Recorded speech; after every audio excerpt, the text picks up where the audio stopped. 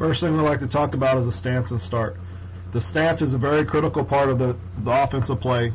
At Miami, we like to play fast, so it all begins with our stance. The initial stance that we'll teach is a 2-point aggressive stance with our outside foot back, inside foot up.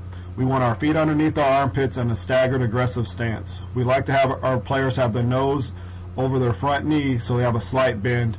We also ask them to protect their chest with the numbers up. So here you can see our guys nose over toes, slight bend in the foot, hands up. And the key thing on this drill is that you want to go on ball command. You don't want to go on verbal command because most times the receiver is not going to be able to hear the snap count during the game.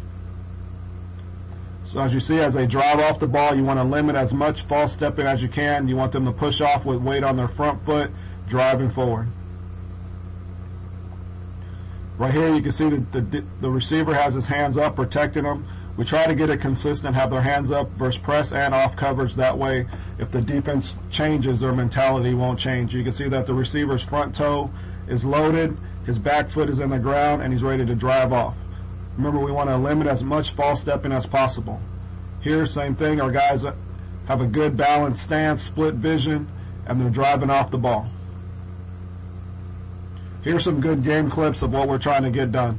So a receiver down here at the bottom, he gets in his aggressive stance, and the key thing that we try to tell our guys is we want to drive with speed. We want to close the cushion on the DB and really threaten them with our vertical speed. Everything we do on our offense is based off the go route. So here's a great picture of the receiver driving off the ball, closing the cushion on the DB, and running through the catch.